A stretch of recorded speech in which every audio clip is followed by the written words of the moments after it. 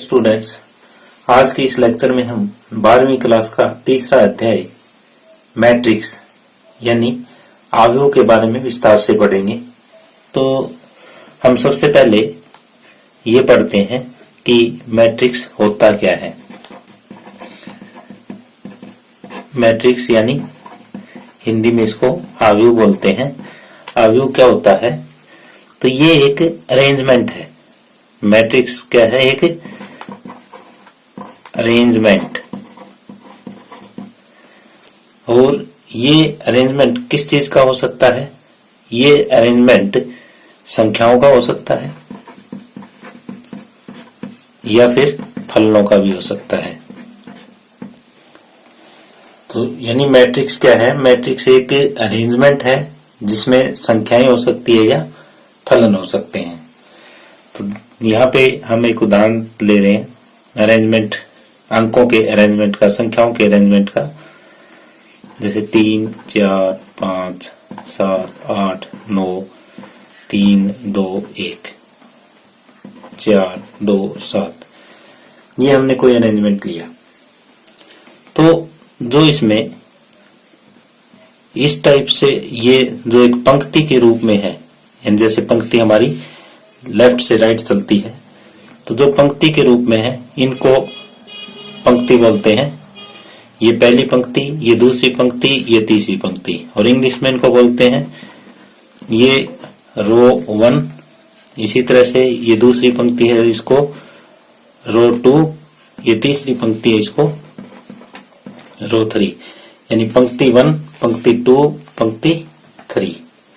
इसी तरह से ये जो खड़ी लाइनें बनेगी इनको स्तंभ बोलते हैं। ये पहला स्तंभ, इसी तरह से ये स्तंभ दूसरा, ये तीसरा स्तंभ, और ये चौथा स्तंभ। यानी जो क्षैतिज रेखाएं हैं उनको तो हम रो बोलेंगे यानी पंक्तियां बोलेंगे, और जो ऊर्ध्वाधर रेखाएं हैं उनको हम स्तंभ बोलेंगे। और जब आपको एक ऐसा सिंबल दिखाई दे, यानी इस टाइप का ब्रैकेट दिखाई दे और उसमें ये संख्याएं हैं, तो ये है, ये मैट्रिक्स का रूप है। यानी जब ये अरेंजमेंट हम इस टाइप के ब्रैकेट में हम बंद कर देते हैं जिसमें रो और कॉलम हमें दिखाई दे, यानी पंक्तियां और स्तंभ हमें दिखाई दे, तो ये वाला अरेंजमेंट इस टाइप का मैट्रिक्स कहलाता है। तो मैट्रिक्स, ये और भी अरेंजमेंट एक तो हम करके दिखाते हैं आपको, जैसे 3, 4, 2, 7, ये भी एक मैट्रिक्स है। अब जिस तरह से हमने बताया था कि अरेंजमेंट किन का हो सकता है, संख्याओं का भी हो सकता है और फलनों का भी हो सकता है। तो x + 3, y + 2, z और t, ये भी एक मैट्रिक्स है। और अगर अकेला अक्षर है उसके अगर ये ब्रैकेट लगा दी हमने तो ये भी एक मैट्रिक्स है। और अगर इसमें सारे अक्षर हमने 0 0 लिख दिए तो भी ये मैट्रिक्स है। तो यहाँ मेरा कहने का अर्थ ये है कि मैट्रिक्स जो है वो एक संख्याओं और फलनों का अरेंजमेंट है, और इसको हम कैपिटल लेटर्स से दिखाते हैं, इंग्लिश के कैपिटल लेटर्स से व्यक्त करते हैं। यानी अवयव को हम अंग्रेजी के बड़े अक्षरों से दर्शाते हैं। जैसे a के बराबर 3, 4, 9, 2, 7, 3, ये हो गया। इसी तरह से एक और हम मैट्रिक्स लेते हैं b, 3, 4, 2, 7, ये भी हम बड़े अक्षर से डिनोट करते हैं। अब है अवयव की कोटि यानी ऑर्डर ऑफ ए मैट्रिक्स। किसी भी मैट्रिक्स का हम ऑर्डर किस तरीके से निकालेंगे, जैसे एक एग्जांपल की सहायता से हम इसको दर्शाते हैं।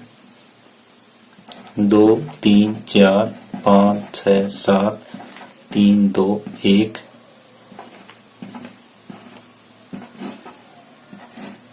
ये हमने कोई अवयव लिया। अब हमें इसका ऑर्डर बताना है यानी इस अवयव की कोटि बतानी है।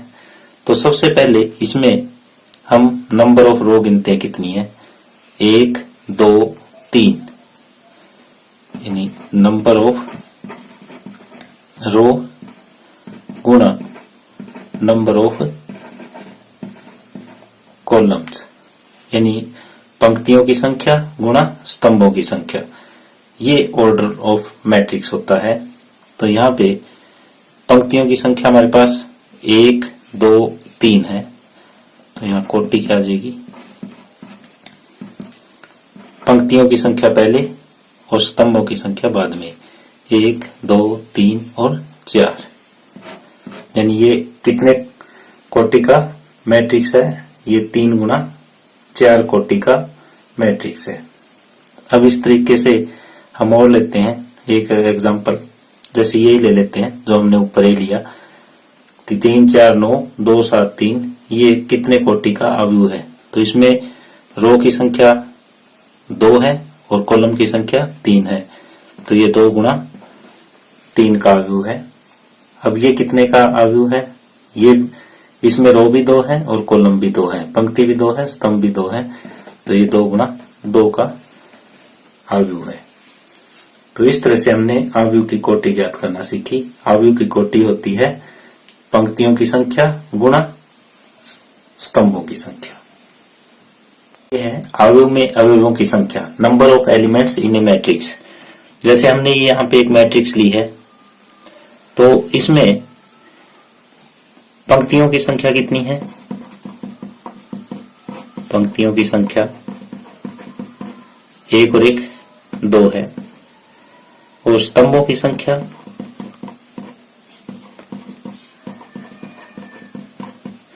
1 2 और 3 है। तो अवयवों की संख्या जो आएगी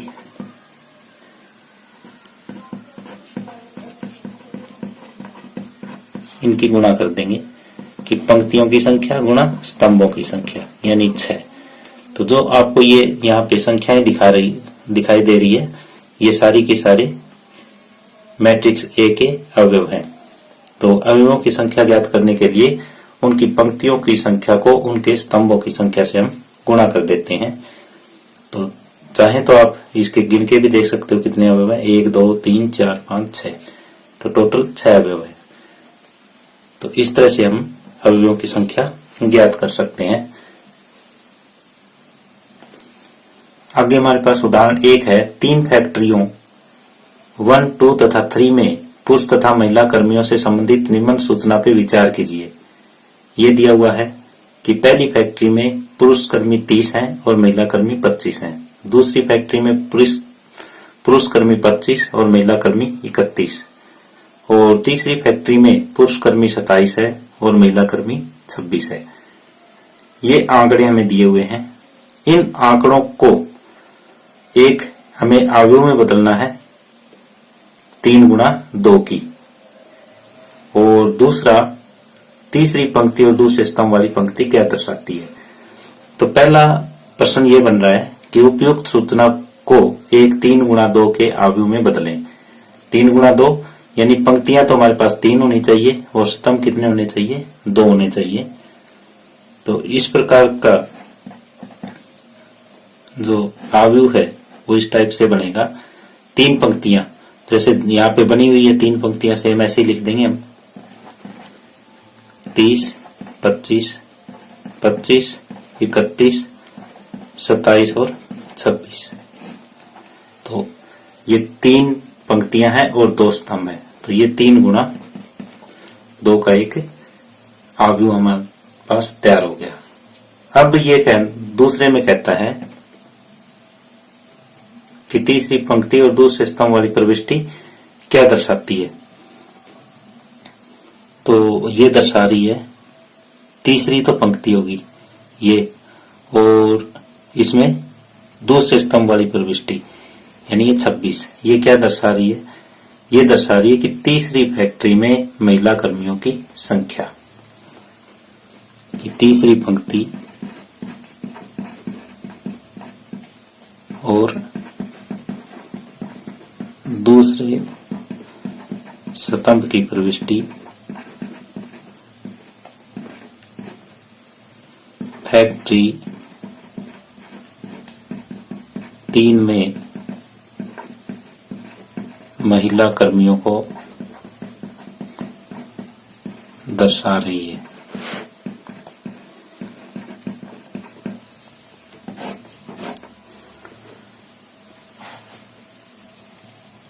उदाहरण 2 है, यदि किसी अवयव में 8 अवयव हो तो इसकी संभव कोटियां क्या हो सकती है? तो जैसे हम जानते हैं कि कोई भी अवयव जो m गुणा n कोटि का है तो उसके अवयवों की संख्या m1 होती है, और हमें यहाँ अवयव दे रखे हैं 8। तो हम ऐसे जोड़े छांटेंगे जिनका गुणा 8 हो जाए। तो यहाँ अवयवों की संख्या हमें दे रखी है 8। तो हमें ऐसे युग्म ज्ञात करने हैं जिनका गुणनफल 8 हो। तो ऐसे कौन कौन से हो सकते हैं? एक तो 1 और 8 हो सकता है, दूसरा 8 की 1 के साथ गुणा भी 8 होती है, 4 की गुणा 2 के साथ 8 होती है, और 2 की गुणा 4 के साथ 8 होती है। बस ये ही हमारे संभावित युग्म हो सकते हैं जिनका गुणनफल 8 हो। तो अतः संभावित कोटियां क्या हो जाएगी?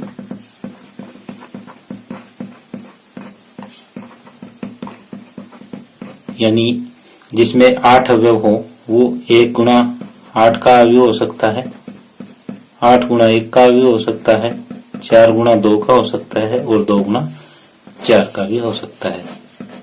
तो इस तरह से ये 4 संभावित कोटियां हो सकती है।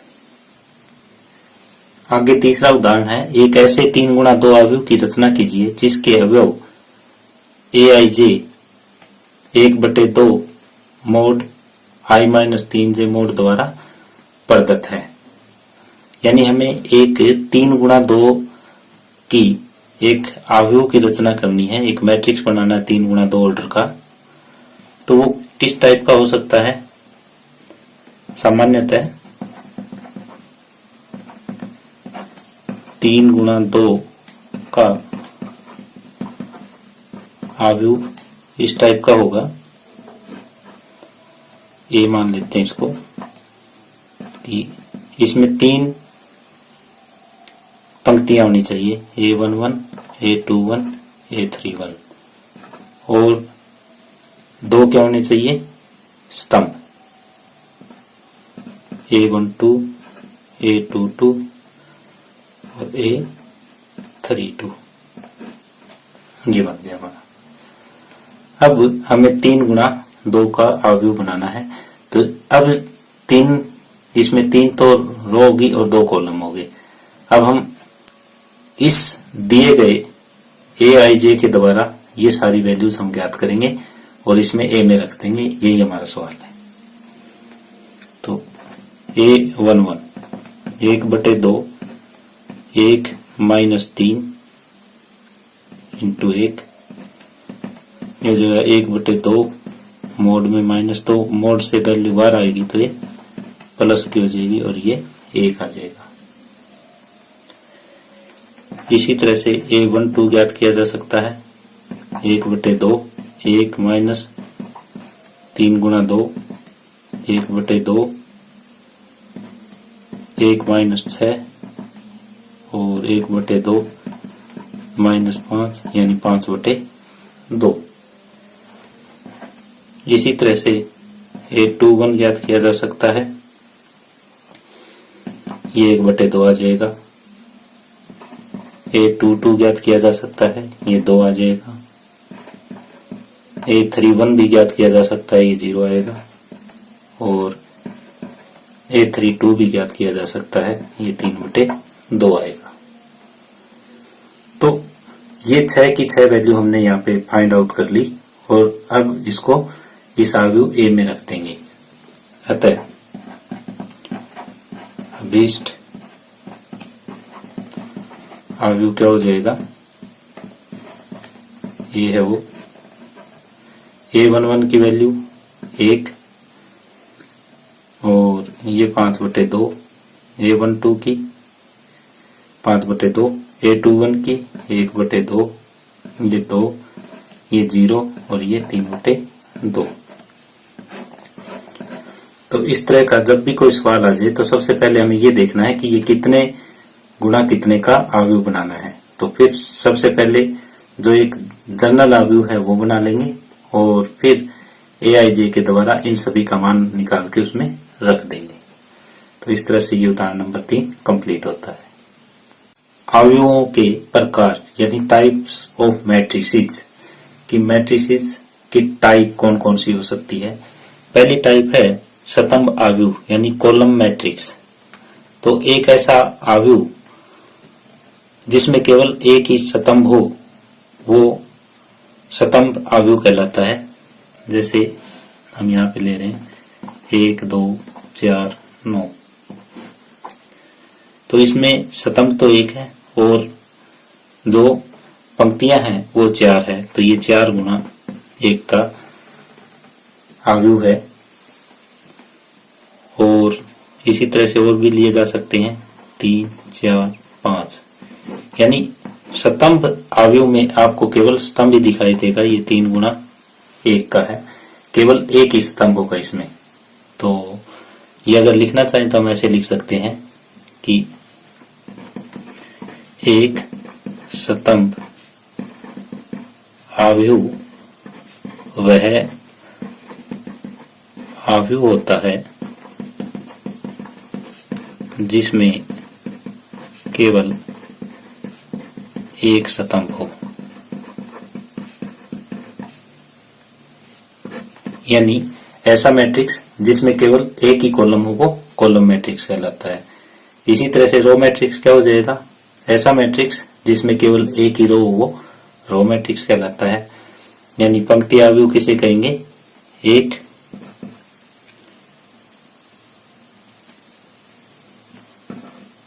पंक्ति आव्यूह वह आव्यूह है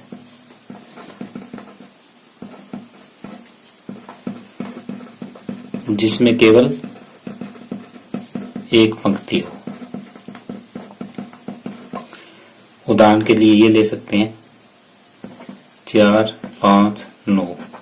तो इसमें पंक्ति तो एक है और जो स्तंभ है वो 3 है। और भी लिए जा सकते हैं X Y P T। तो इसमें पंक्तियां एक है और स्तंभ जो है वो 4 है। तो पंक्ति आव्यूह किसे कहेंगे कि एक ऐसी आव्यूह जिसमें केवल एक ही पंक्ति हो वो पंक्ति आव्यूह कहलाती है। अब तीसरे नंबर पे है वर्ग आव्यूह। इसमें जो पंक्तियों की संख्या और स्तंभों की संख्या वो समान होती है। एक ऐसी आव्यूह जिसमें पंक्तियों की संख्या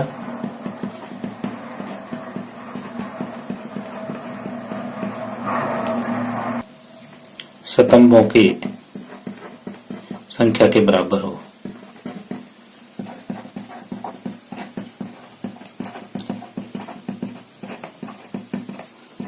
वर्ग आव्यूह कहलाता है।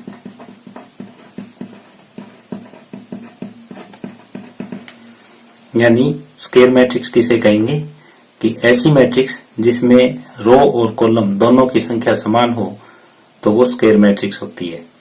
तो इसके लिए हम उदाहरण दे रहे हैं यहाँ पे X Y Z और T।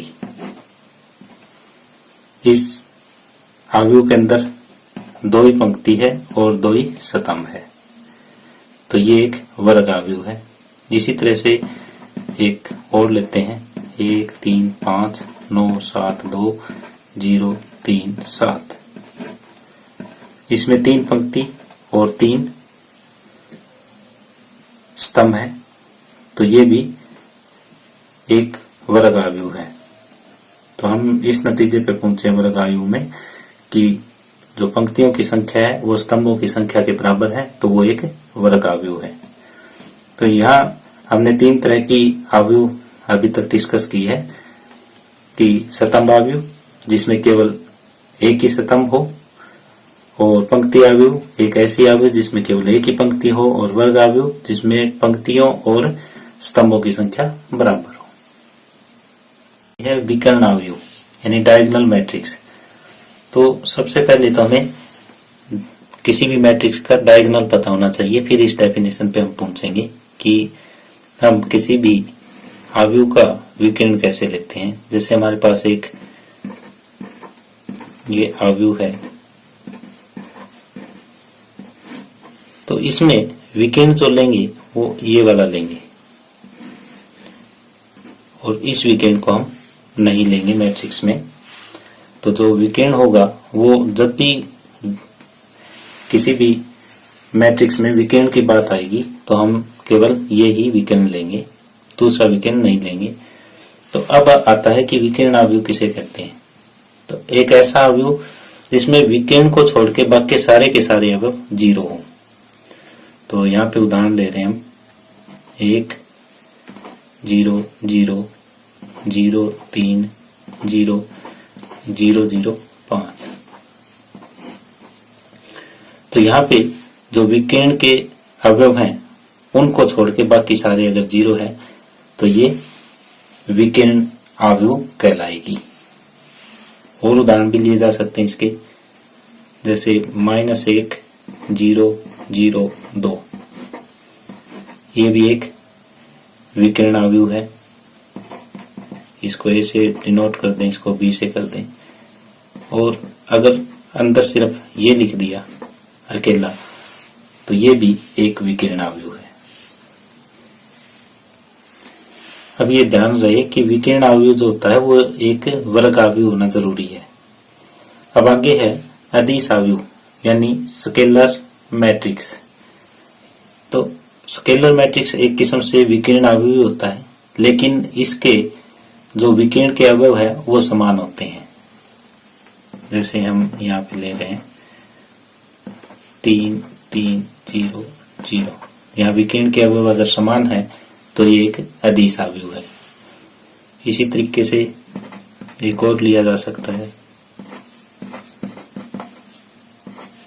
0 0 वर्गमूल 3। यहाँ पे भी हम देख रहे हैं कि विकर्ण जो है वो बराबर है और विकर्ण को छोड़ के बाकी सारे अवयव 0 है। तो ये भी एक अदिश अवयव का उदाहरण है। एक उदाहरण आप और भी ले सकते हो, जैसे -1 0 0 -1, ये भी एक अदिश अवयव है। तत्समक अवयव यानी आइडेंटिटी मैट्रिक्स। तो तत्समक अवयव कौन सा अवयव होता है कि ऐसा विकर्ण अवयव जिसके जो विकर्ण के अवयव हैं वो सभी एक एक हों। जैसे 1 0 0 0 1 0 0 0 1, ये एक तत्समक अवयव है। और इसी तरीके से एक उदाहरण और लिया जा सकता है 1 0 0 1, ये भी एक तत्समक अवयव है। और अकेला 1 लिख दें, ये भी एक तत्समक अवयव है। नेक्स्ट है शून्य अवयव यानी जीरो मैट्रिक्स। तो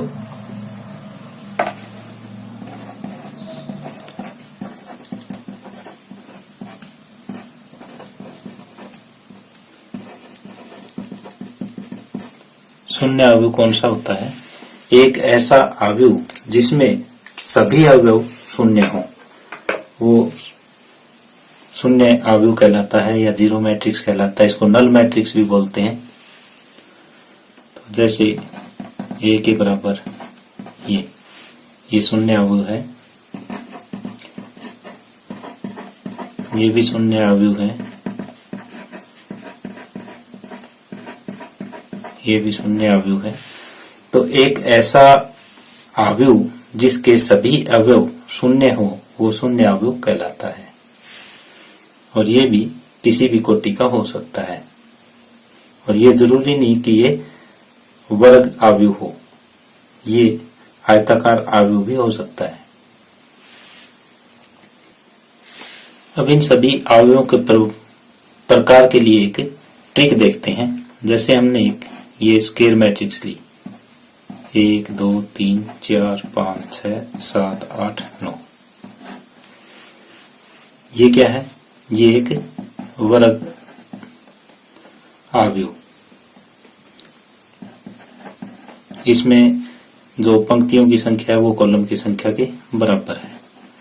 अब इससे हम बनाते हैं विकर्ण अवयव। विकर्ण अवयव में ये विकर्णों को छोड़ के बाकी सारे 0 हो जाते हैं। इसको हम बोलते हैं विकर्ण अवयव। अगर ये विकर्ण सारे समान हो जाए, जैसे 5 5 5,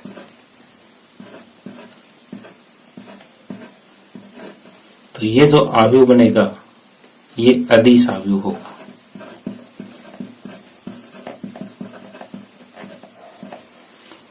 और अगर 5 5 की जगह 1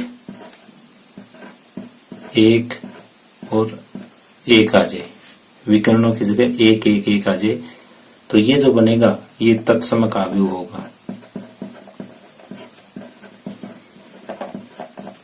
और जब ये सारे 0 0 हो जाए तो तब इसको हम शून्य अवयव बोलेंगे।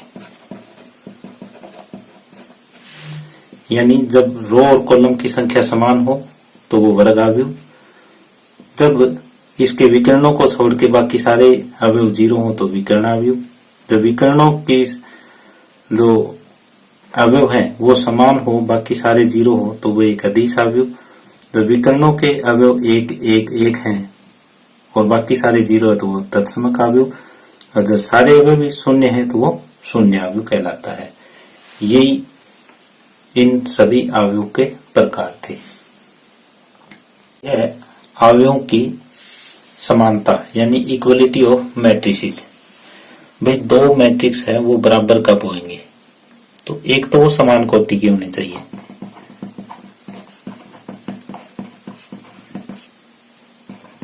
और दूसरा उनके संगत अवयव भी बराबर हो।